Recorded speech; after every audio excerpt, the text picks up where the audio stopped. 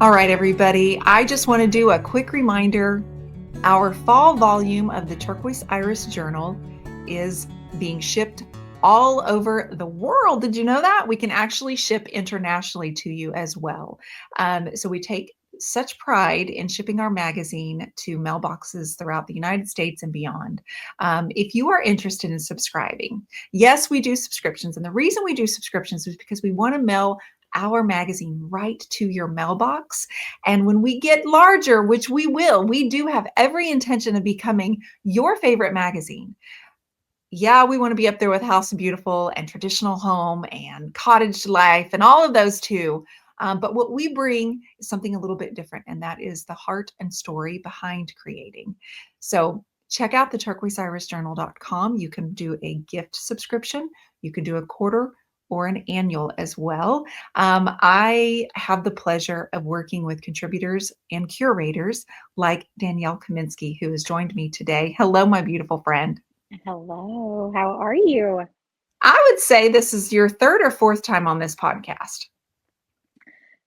That is an accurate statement.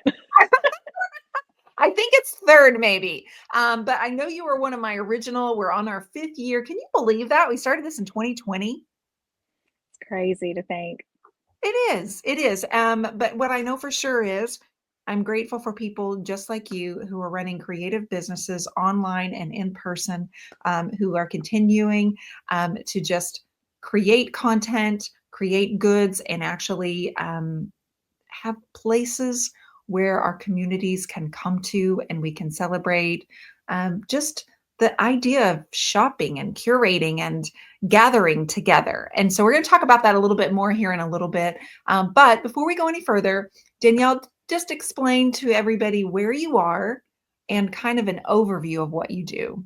Yeah. Well, I live in upstate South Carolina. So my business is anchored in Spartanburg, South Carolina. Reinvented Warehouse is my brick and mortar store. I have a partner in that. And then I have my own artistic business, which is made by Danielle. I've made jewelry for years, candles for years. I added fiber art a few years ago.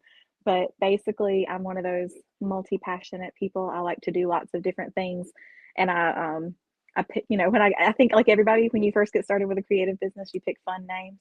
So when I rebranded, it was like, we need to go with something that's just, I can make whatever I want, which was where Made by Danielle came from. So that's all my creative stuff. And I started as a vendor in a store that I ultimately now own. And that was kind of how I got into all that. But yes, so that's me. I am a creative person, and I now own a creative collaborative business where we have like 50 businesses under one roof in Spartanburg, South Carolina. And it's amazing, you guys. I've been there 3 times, trust me, maybe 4 times. I can't remember. But I do know for sure that Spartanburg has a lot to offer.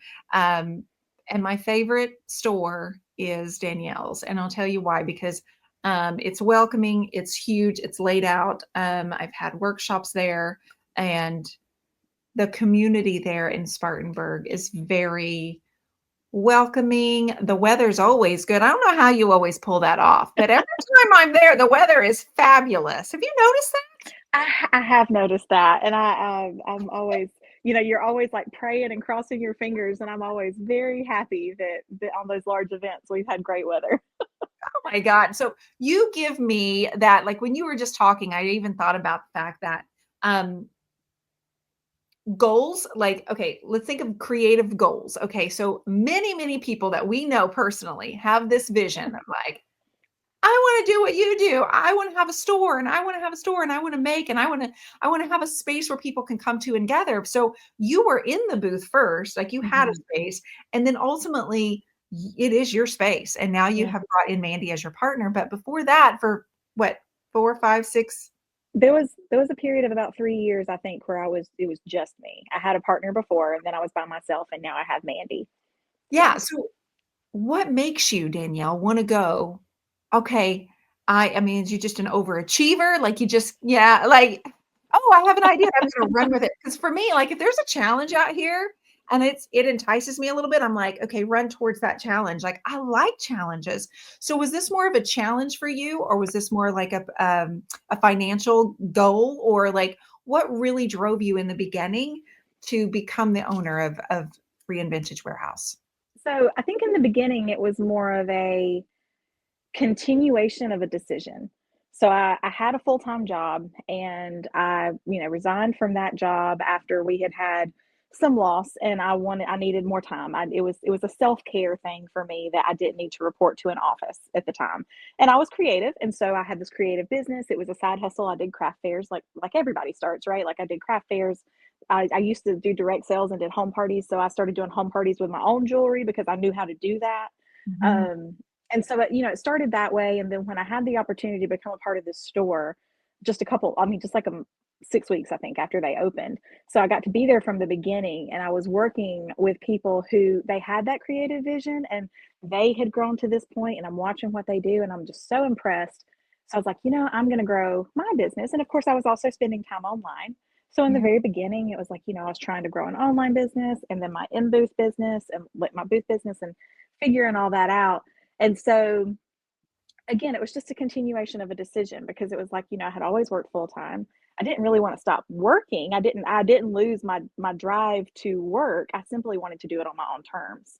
And so it was just a continuation of a decision. There was an opportunity that presented itself, and so I stepped into it, and I learned a lot, like we all do. I think we all learn the most when we make mistakes, whether we want to admit that or not. We learn the most from the mistakes that we make, and absolutely. from maybe the unintended naivety that we sometimes have. Like, there's actually a word for it, and I can't remember now what it is. I used to. Gosh, there's a word for it. It's a psychological effect, basically, that you don't know what you don't know. And so when you first start something, you just have all this confidence going into it. And then once you get started, there's like this swoop in your confidence because all of a sudden you've learned how much you don't know. And it takes a lot to get through that and get to the other side where you start to learn again. And then what they don't tell you when you're learning about that psychological effect, because you start to go, oh, good, I've gotten through that dip, that valley of despair is actually what it's called when you see it on a map. I've Got it. gotten through that and I've gotten to this place of knowing what I'm doing again. They don't tell you that system, that cycle continues to perpetuate itself because every time you get to the next thing that you start, you find out how much you don't know. So it's sort of a Absolutely. constant decision making thing, and like you said, I do like a challenge. So you just have to go, okay, am I going to let what I don't know defeat me, or am I going to figure it out? And for me, it's just always been a continuation of that initial decision that this is what I'm going to do, and I'm going to figure it out. So I Mhm. wouldn't say that it was this like Love it. huge drive to this big vision. It was just like the next step. I'm doing the next thing that I feel like I'm supposed to do here. Yeah. And you persevered instead of getting stuck in that valley. Yeah. You just kept learning, kept learning, kept learning. Do you feel like you're like one of those perpetual learners? Like you're always willing to Yes. soak it in and absorb and connect yourself with people who know more than you? That's huge, right? Absolutely. Absolutely. One of my favorite things, it's a very humbling thing, but it's part of the reason it's one of my favorite things, is learning when I'm wrong. Mhm. Because I think that is what makes us grow as human beings. When we can realize that we were wrong about something and figure out how to move on from there. Because I just feel like that's a fact of life. We're all going to be wrong at some point. And if we can figure out how to learn from it. Yeah, So that's yeah, I always want to learn and I always want to figure out what I'm wrong about so it's that so, I can work on fixing it, right? and that leans into like emotional intelligence that I think happens with maturity often, is that we learn and we forgive ourselves. We learn that compassion for each other. Like I didn't know what I didn't know, like you just said, Yeah. and I can be naive and be okay and still be respected and loved and not have to be embarrassed by the fact that I didn't know or that I got it wrong. So we're all a work in progress on that, right? Every last one of us. And you know what? What also comes true in all of that is you find out who's really on that support team. When you go through something like Absolutely. that, you find out who's part of this support team, who shows up for you like this, or who will turn their back. As sad as it is true, there have to be like an occasional person that turns their back, Hmm. whether it's their life, but just not willing to help you, or um, you really get to see the people that stand up and say, so Hmm. let's keep going. Yep, exactly. It's very true. And I love I don't know if she coined the term or if she just uses it often, but I see it from Mel Robbins, the idea that people come into your life for a reason, a season, or a lifetime. Yeah. I love that because it's just Yeah. so true. Like, I think that was something you were talking about, things that you learn with a little bit of maturity and a little bit of time, is that we cling to people sometimes when we find new people that we love, and we're just like, oh, we're going to be best friends for life. And it's like, no, this was a season, or this there was a reason for this friendship. I learned something from it, and or this relationship or this business relationship, and then figuring out what it is that you can take from that, how to look on things with fondness, trying to let go. Like you said, there's we go through a lot of hurt in life. And frankly, the more you open yourself up to working with people, the more hurt you're going to go through and have to figure out how to manage. Right. Um, and figuring out how to look back on the good things and let the bad things go and just keep moving forward. And it's hard. It's hard. It's really, really hard. It is. And But it's what worth happens it. in growth, it is worth it. We deserve it. You know what I mean? Mm-hmm. And what happens in growth is, unfortunately, loss is with growth, Mm-hmm. because like relationships, right? Like some of them, as we grow and we expand our knowledge, and what we're able to do or what we feel like our purpose is, sometimes there's just loss involved with that. Yeah. Loss of like relationships the way they were, like you said, for a season. Yeah. People were in our life to teach us something. Um, I'm so guilty though of holding too tight, Danielle. Like I Me will hold too. on to everyone and everything until, like, you got to pry me apart. Like you just got to open those fingers of mine, and I will hang on and hang on just because I feel like, no. Yeah, me too. I get that. I want you to tell me a little bit about, now I'm going to make you go back, okay? Because Okay. I want you to share, and I'm going to share mine too. Your favorite or first or longest, can be any of these, Okay. experience with a store, with a person, like a store where you went on Saturday with your mom or your sister or like your Okay. grandma. Like, I want to know about your favorite store where you kind of got excited, or it was like a, Okay. you know what I mean, a special experience. Where was that? When was it? So, Who did you go with? okay, so I have very different memories of stores, and it's in large part because my grandmother. Okay, I can remember now. All right, so my grandmother owned a flower shop. Now I'm not gonna say that was my favorite store. It's just where I spent a lot of time Okay. because this was my grandmother's business, and it was beautiful and it was wonderful and it always smelled like fresh flowers and I loved that. But of course, as a kid, I was not shopping Yeah. in the flower shop, right? So, but she worked her store for the longest time was on Main Street in the small town I grew up in. Wow. And so you could walk down the street and like around the corner to all the other small shops in the area.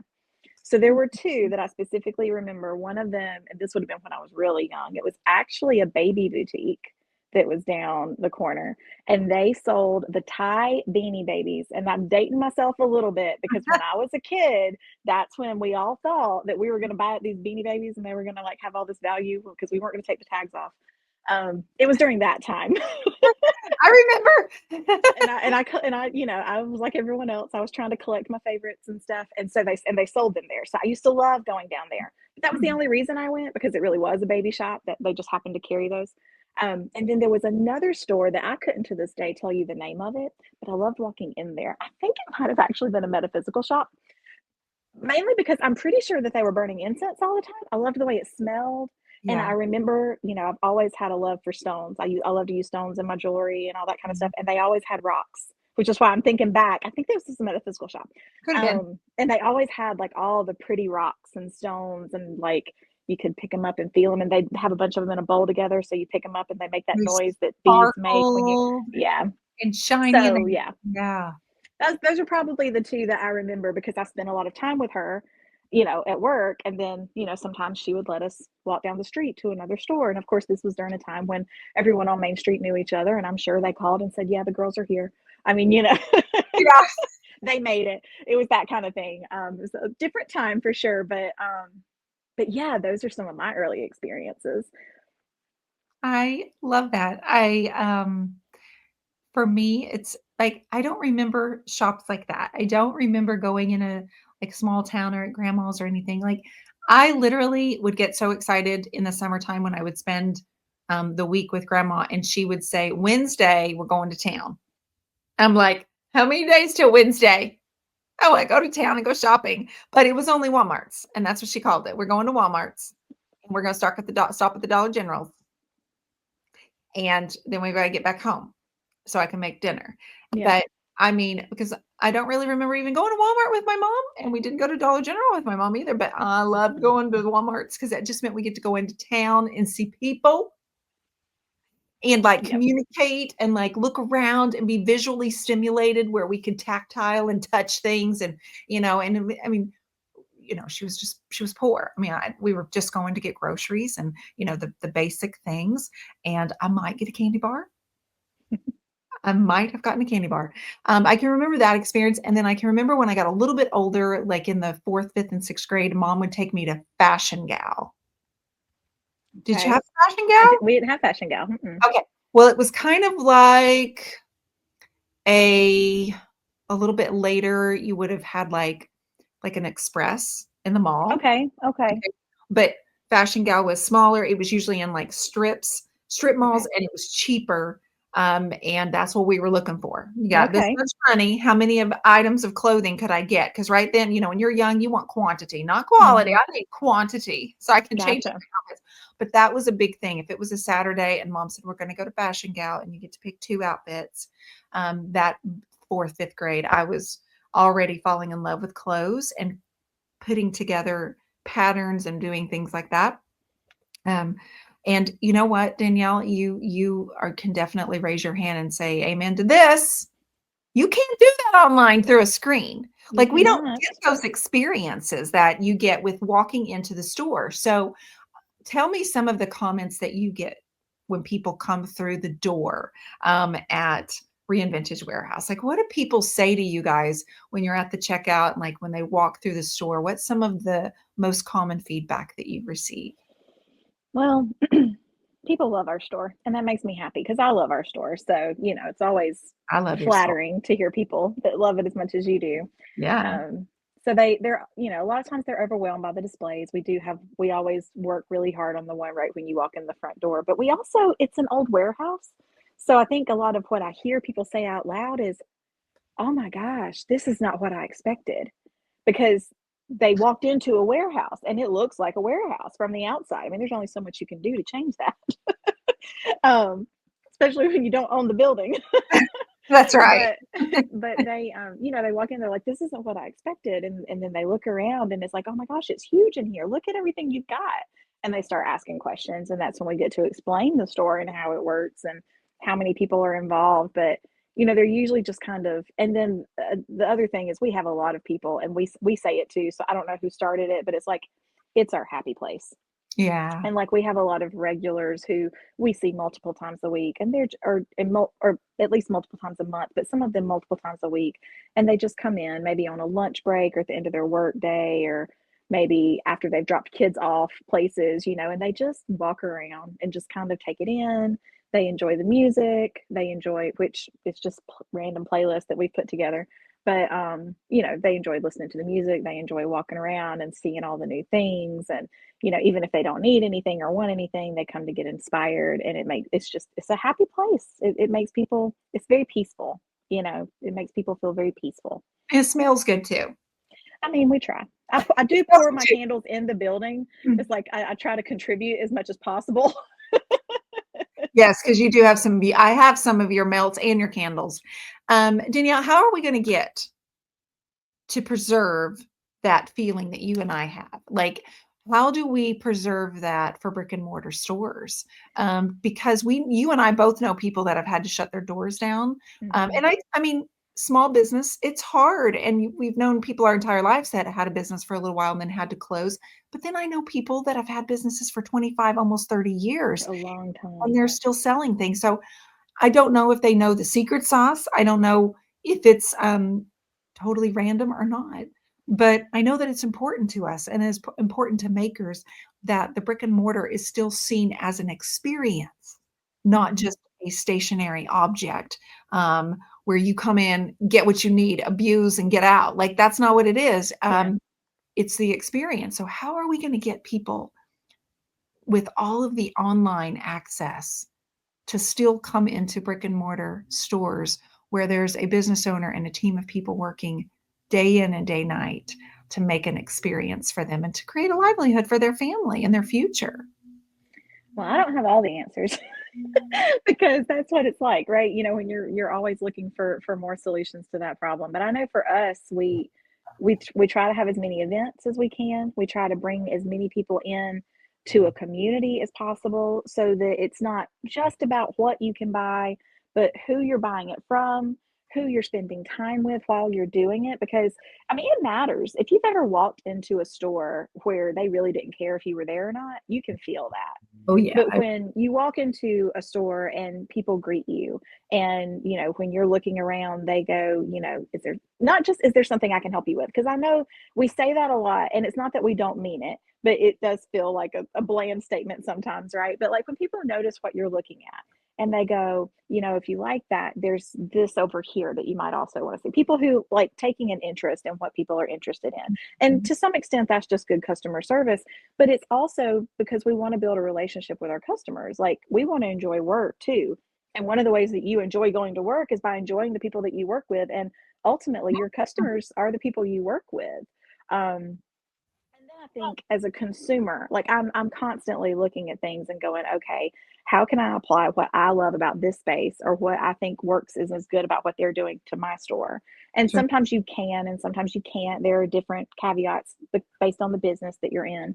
But one thing that I've just always noticed is how, oh, how do I just how to communicate basically like we want you to come back and we want to serve you, right? We want you to come back and we want to serve you, but we have to remain in business. So like I have a lot of people, I will say this is, and I don't think I'm the only one. I think that there's a lot of people running stores like I run that are hitting up the same thing because we've talked about it. Um, People are used to when they go to an antique mall or a vintage store, they're used to getting all of one thing. And that is changing. You know, times are changing. We have more than that now. And part of that is because in order to stay open, of course, we have to have sales. And what people are buying is changing. And therefore what you are going to see in these shops is Sure. changing. And I Sure. was I was telling someone the other day, they're just like, I just miss when we had more of X, Y, and Z. And I'm like, well, I miss it too. But we have to remember that retail stores, they're not museums. They don't charge the price of admission. So if we go there and we love it and we want them to stay open and continue to provide those things, we either have to patron those stores ourselves or we have to help them spread the word to people who will patron those stores, right? Like, because I know that sometimes it's not realistic. I was talking to someone, oh, I can't afford that. I get that. That's fair. But you know, if you can't afford what they have, but you enjoy going to see what they have, maybe you can help them spread the word to people who can afford what they have. I mean, Yeah. there's ways. We just have to figure out, even as customers, how to be a part of the ecosystem of the places that we want to see remain open. Because I tell you, people don't close their stores just because they don't. You don't go through the hassle of opening a store and go through the hard years that we were just talking about if you don't love it. Yeah. And That's like I said, it's about being with the people. We're talking about wanting to bring customers in because we enjoy spending time with them. You know, we we like being a part of a community. I mean, we're human yeah. beings. We're built to be part of a community. Um, and we can't build that community unless we truly like open ourselves up to it. I Um, love that you called it an ecosystem, like a creative ecosystem to it where, is. and that's what a lot of, I think people shop and they go on about their day and they never give it another thought. But if they would take a little bit, a minute, and it's even like that online, it's like people don't understand how one share of one post or one comment, it's like a free way to support if you can't afford to shop there. Like we get that. Like it's not every store's for everybody, but you can appreciate the work that goes into it. And I love that you called that an ecosystem because when we're all supporting each other, like everyone thrives because the stores stay in your city. There's more people coming to your cities and more people shopping. And like, there's more interaction and more community and more support of the ecosystem in that way too, Mm-hmm. Danielle. I love that you Yep. described it that way. And I think um, in that same vein, we have to remember that concept that no man is an island, because it's the same part of that ecosystem, right? Is that it's Mhm. like one store can't serve all of any one person's needs. That's right. And so connecting with other people in your community and figuring out how to help people, um, I think that can be a big mindset shift, because of course we're kind of taught that we're in competition with everybody else. Like that's sort of the thing that comes to us. And I know that yes, community over competition is a hashtag, but it is a very real thing. Like if you can figure out how to work with the people not only in your local community but in other places, it helps. If your customer knows you have their best interest at heart, because that's the other thing, you got to think about it. If you know that there is somewhere else someone can go to get what they need, but you're gatekeeping that information because you don't want to send them anywhere other than your store, you're not Mhm. serving your customer. I don't consider that good customer service. So, you want your customers to come to you, but sending them other places when they tell you what they need and you don't have it, instead of just saying, "Oh, I'm sorry, we don't have that." I mean, sometimes you don't know and that's all you can say, right? But like if you know, help them out. That's how you build relationships. That's how you encourage community. I don't know. You're so right. Ding, ding, ding, ding, ding, ding. You're so right. Again, that's the ecosystem of my thing is I work with so many brick and mortars, and I know you do too, owners, and we want it to still feel like it's a treasure. And with the trajectory, right, of online shopping, yes, we know it's easier to Mhm. go order that and get it faster. But with that, you lose touch with community and you lose touch with the value of connection and supporting makers. And we know that when makers have a hard time selling things, they stop They making do. because they figure what is it worth it? Um, and so we will continue to be proponents for this. I applaud you for keeping your doors open, and you've got ideas and you've got you've got stuff coming up for 2025. Tell us, I know Mhm. you're going to do Artisans Made again? Yep, we are. We are. We're looking at April of 2025. We're nailing down details now. But yeah, we're looking to do that again. That's always, I do love bringing in my friends that don't live here and really making it kind of a gathering place in our store where people can come, from all over, because it is hard. I mean, so the while there are a lot of hard things to deal with as a brick and mortar, when you feel like you're competing or can't compete, I guess, with online selling that can be at your door in 2 days. Um, the nice thing about the internet as a rule is that we're able to meet more people that we can connect with, because depending on where you live, sometimes you just don't have a huge community. Yeah, um, and that opportunity for people to be able to gather in a space, and I'm really grateful that I have a brick and mortar for that reason, because there's this consistent space that people can come back to and they know how to find us. And when we have these events, it's like, I mean, I love that, like, you've been here 3 times, and there's other people that they can say, they've been there 3 or 4 times. And it's like, every time they come back, they're seeing something new. And even though they're not here all the time, they're becoming a part of that community. mhm, And then they're investing, in us online. And when they see different things come out, we do have a website. People can shop online. It's just that, you know, when you go searching for things online, often if it's commerce, Amazon is gonna be the first result. I mean, it's just how it is. So it can be hard for people to find you that don't already know where to find you. And we can put a lot of money behind that, but there's only so much that small businesses can do, right? In that absolutely. space. So So I caught myself 2 weeks ago doing this, Danielle. I went into a bookstore where I'd never been. It was a local bookstore and it's been here for years. And I said, Matt, while we're out, I want to go to this bookstore. Um, One, I wanted to get photos for the magazine. I was like, I want to get content. They've got this green leather, so they're green suede, nope, velvet sofa, and it's circular. And I wanted to go in there. Well, while I'm in there, I'm like,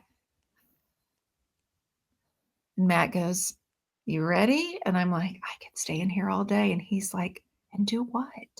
I'm like, "Just look at the titles and just how does a bookstore," this is my questions. It starts me, how does a bookstore owner know what to order. Well, you have to get to know your clients, right? You have to get to know the community coming in. Mm-hmm. Then when over here on this table, how do they know how to curate this collection on this table here? And how do they know, like, it's all trial and error, but yet they've been here for a few years. So I picked up several books that I was interested in. Here's what I did, Danielle, and I'm going to go ahead and be guilty of this. I took photos, went home, looked at the price on Amazon, put them in my cart, and then I did not purchase them. Good. I stopped myself. This was 2 weeks ago. I stopped myself and said, absolutely not. You don't need it until you go into that bookstore. And so it's on my list to go back to the store and buy from them. And it was easier if I ordered them and would have had them delivered in 2 days. But I'm going to make that commitment. And so I'm really trying to just be even more intentional this holiday season. I'm going to be giving more handmade gifts and more gifts that are handmade from my friends. Yeah. And it's just a little switch, Yeah. but I know that the heart and the quality and the value is much greater than something that shipped from a boat, came in on a boat or whatever. You know what I'm saying? Like, Yeah. I know this. And so not everybody knows creative people. Not everybody knows, Yeah. but there are websites. Like you said, Danielle just mentioned that she has a website. So if you can't go to Spartanburg, you can go to reinvintagewarehouse.com and you can actually look at some of the items that are on there.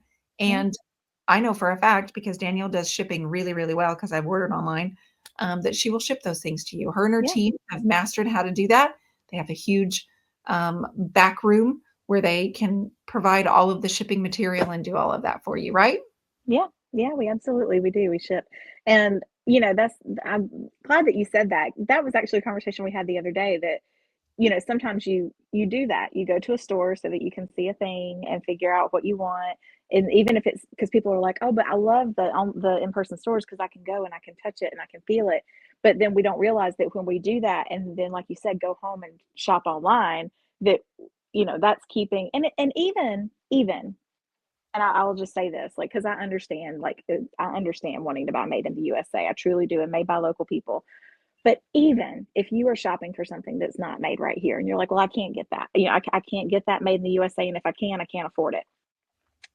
Think about buying from local places that are sourcing and selling those things instead of just going online to the bigger box stores and like Amazon, because again, those local branches, even of the bigger box companies, right? They're employing people in your community. Right. So when you think about shopping local, yes, it absolutely, of course, I want you to shop everything handmade at my store and come and support my vendors. I mean, that's what I want people to do, obviously. But again, we were talking about the ecosystem and the local stores and being able to go into these stores we love so much.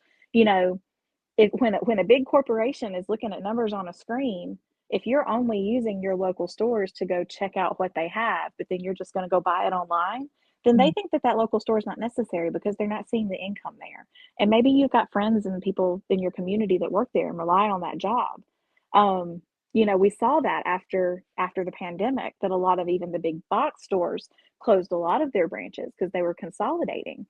So Yeah. it's like I think that I understand because I mean I was guilty of it for a while. I had gotten to where um, I didn't go into the store that much anymore because I had gotten used to buying things online. But I realized, and now I try to do better. And of course, we all still have things that we buy online. I get that. Yeah. It would be impossible not to. But at the same time, when you think about that, and even to the point of, if there's something that you can order from a local store through DoorDash or through delivery, you don't have to leave your house.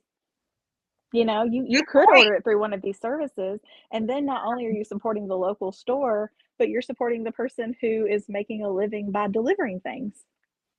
I mean, you just kind of have to think about where the money's going, and sometimes it's worth spending a little bit more to make sure that business stays in your local community so that it can grow.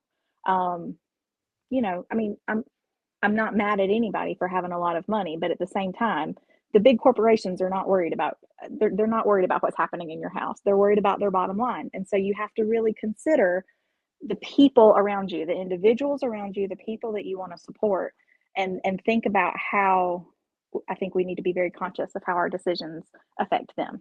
Sorry, that's Absolutely. So got out a little there. everyone listening, we didn't realize we were going to go down that direction necessarily, but when you have two creative women that are super passionate in business and we work with other business owners, it's where our heart is. And so hopefully that left a little bit of a spark maybe with you. And what I know for sure is Danielle is supporting her community and offering community both, not only to Spartanburg, but also to the Turquoise Irish Journal. Danielle is one of our curators for the magazine, and when we started bringing in curators, she was an obvious choice. She understands the need that we have for creating and how, like, especially through the pandemic, so much of us relied on our creativity for healing and for therapy and just really like a warm hug. So, what have you learned about yourself as being a curator for the Turquoise Irish Journal, Danielle? You know, we were kind of talking about this, I think, earlier when we were talking about the next volume. You and I were anyway, but I Yeah. think for me, some of it has been like I love my store, and one of the reasons I love my store is that it's not all about me. So caveat here, I'm an Enneagram 3, which under most circumstances means that you're like very high achieving and you're really good being in the spotlight. But I'm like this caveat of it that I don't always love being in the spotlight. That didn't always work out great for me as a kid. So I'm still very high achieving, but I like for other people to be the visual person there. I don't necessarily want a lot of attention on me. I can get really uncomfortable with it. Um, and I think that's why the store works well for me, is because I can work on achieving something really great while putting the spotlight on all of those other people that are a part of it. Like Yeah. there can be a lot of other faces that go with that business too. But I've had to learn that when you want to make something happen, you have to use your voice, and I'm getting better at that. That being said, I think one of the really cool things about the journal, and one of the things I've learned about myself, I've recognized that a little more, and I'm learning how the journal can serve that, because it's not about us. It's not about the curators. It's not about you. It's about all the other artists and all the other creatives and what we can provide for other people who are looking for those experiences. That's right. Um, we're not we actually don't have to constantly come up with new ideas. We just go out looking for people who have new ideas, and looking for places where those things can be done. You know what I mean? And Yeah. that has been a very cool thing, which may not necessarily be something about me, but maybe it's a way that I can lean into a part of my personality. I enjoy that. Absolutely. And being a contributor, being a curator has allowed you to do more writing Mm-hmm. specifically, which I know you're a book lover. You're just a book lover. I am. And being able to write and being intentional about photographing. I mean, that's a whole new world, isn't it? Like, Oh gosh, because yes. I think it trickles into the rest of your businesses. Like it trickles into every other area of your life when you have to be learning more about photography and more about writing and more about who your audience is. All of those pieces of what you do on your day-to-day basis kind of fall into that, because essentially you are the curator for your business. Like when you're Mm-hmm. curating vendors, like all of that, it's what you're doing in a bigger scale, and then putting it on some pages in a magazine, putting it into print. My hope is that our readers will feel hope and positivity and connected when they flip through our pages. And I think we're achieving that. And I know for me personally, I'm learning, just like everybody else, what we're actually capable of, and how in that ecosystem we can thrive even greater. Being an Enneagram 3 also, um, I feel like it's unstoppable. I feel like we can do and we can reach and we can grow as much as we choose to. But we can definitely do it and serve more when we do it together. Absolutely. Absolutely. Because we can't do it alone. I mean, it's too much for any one person to take on by themselves. And so when you get a community together, like I'm grateful every day that even though I think, everyone, when you anybody who ever thought about like being a chef owner as a kid, like anyone who had those dreams, because I had those dreams, all kinds of different dreams. I wanted a coffee shop, I wanted a bookstore, I wanted a store, I wanted my art supplies. I mean, I have all the different All of things. those. Playing shop was a big part of growing up, and I'm sure, like I said, my grandmother's flower shop, I'm sure contributed to that. But you have all these ideals, and it's going to be this, and it's going to be that. But when you start learning, like you said, once you actually start doing it and you start learning, um, for me, I feel like it's so much better to be doing it in a community like we are, because you have people that will help you. You have people that you can rely on, and when you're going through a tough time, because that's another thing. We celebrated 10 years earlier this year, so I've been a part of this community for 10 years now, and even before I was an owner, and then as an owner, and we all go through hard stuff. We all go through really hard stuff, and when you're doing that, you need someone to help carry you. You need help to get through that, and just basic, I guess, economics. If you're the only person that can do something and then something happens to take you out for a period of time, your business can't survive that. But when you're doing business in a community, there are people to help you through that. And it makes the experience better because you get the opportunity to learn from the hard stuff Yeah. and keep going. You don't have to like shut it down and start all over again, because a lot of people have to do that. They go through the hard times and they have to shut down, and then things get better and they want to go back to what they were doing, but they have to start all over again. Um, Good so point. I do think that's something that I'm super grateful for. And while I'm talking about that in terms of a brick and mortar, I think it applies to anything that we're doing. With the journal, with the publication. I mean, if somebody's going through a hard time, but you have 7 or 8 other people to help, that's good. There's give and take there. It's like everyone pulls as much as weight as they can when they can, and it's not always this fixed percentage. That's what makes a community. It does.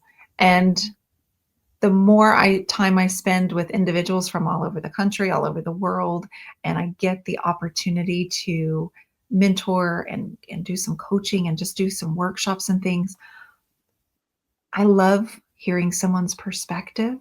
I love hearing someone's opinions about just like their life experiences. And I just feel like I'm a better person when I hear someone's perspectives and their opinion.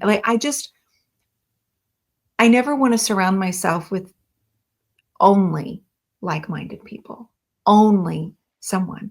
I want to have this broad open mind because I feel like that keeps me wise, it keeps me young, and I guess it sharpens any edge that I might have had. Um, Mm-hmm. and so I gravitate towards hearing more and learning more. And it would be very selfish for me, like I would feel very closed up if I wasn't open to hearing those things. And I think that's part of what being in a community and writing for the Mm-hmm. journal, because having multiple people in a magazine offers, I mean, we've got 12 people featured in Yeah. the fall volumes. We've got 12 people's experiences and life, um, just their life experiences, but also their goals and their Mm-hmm. hopes and their plans. And I love hearing about that. Um, Speaking of plans, before we wrap up this call, I want you to remind everybody what you have coming up in 2025. So not only Artisans Made, but you'll have workshops too. Like you'll have Oh, other things always. going on in the store, right? Yeah, always. So we do multiple events a year, as far as larger scale events where we invite people in who, don't have a permanent booth space. Excuse me. They're doing craft fairs and that kind of thing. So we do craft fairs on site. We do a lot of workshops. We have a lot of vendors who teach. We actually have one vendor this year who started offering pottery workshops, which has been great. Every one of them has sold out so far. That's been an amazing thing to sort of add to the repertoire. I've already got people lined up for their private classes in January. We love to do private parties and classes, because you bring a community to us basically, and we just get to introduce you to what we do, and it's super comfortable. It's fun to go. Don't get me wrong, it's fun to go to a class where you might not know everybody, but a lot of people, you've talked about that on. It's hard to go into a new space when you don't know anybody. So when you can get a group of people together, whether it's your coworkers or a bachelorette party, like we're always looking for things to do, right? And if you just got a group of friends, even, that wants to get together and celebrate something. I love that we're able to offer this to people because it gives them a place to go. It gives them an alternative that's not just going out to dinner at a loud restaurant, because it's hard to connect that way. But when you're sitting around a table together working on a project, you can have fun conversations, really get to know each other, in ways that you just can't do in other settings. So we always offer that, and we want to do even more of that in 25, because like I said, just the community aspect, even bringing more people in, and we're excited about that. Our community is growing. There's a lot of growth in our area as far as new residents. So it's great to be able to get to know the people who are moving in. And a lot of times classes is how we do that, because people are looking for ways to connect. So yeah, lots of workshops. Artisan Made, like I said, that one is fun for me, especially because we tend to bring people from a farther radius, because it's a lot of activity in a few days. So Yeah. people come in, for that. But then, just the workshops that we have a few times a month, where it's more local, in smaller groups, it's great for the community. Absolutely. And it's great for you to see people and be loved on by everybody that you love on back. So, Danielle, thank you, my friend. I had to move and shift because the sun moved. And so now I was kept going like this. And as I get excited about something, I come in close and I'm like, back up, girl. So thank you for sharing a little bit more about brick and mortars. Is really important, I think, for us to, yes, we can be on our phone, and yes, we can be connected through the internet. There is no way we're going to change that. We are moving forward at the speed of light, and that's okay. But let's not forget about each other, you guys. Yeah. Let's not forget about each other. Let's not forget about getting out in your community and supporting these stores, because that is the bread and butter of like what makes small communities enriched, is each other, as like supporting one another. And so we just have to hang on to that. And Danielle, thank you as always for being on here. I love you. Thanks for having me. I love you too. And everybody scroll down to the description. You will be able to see Danielle's links, her social media, and be sure you pick up a copy of the Turquoise Iris Journal. Subscribe so we can mail you a copy. And you can see Danielle in person. You can see what she has planned for you in our winter volume coming up. And one in particular looks really delicious. I'm just going to say that. All right, everybody. We will see you next time for another episode of Paint Talks' podcast. See ya.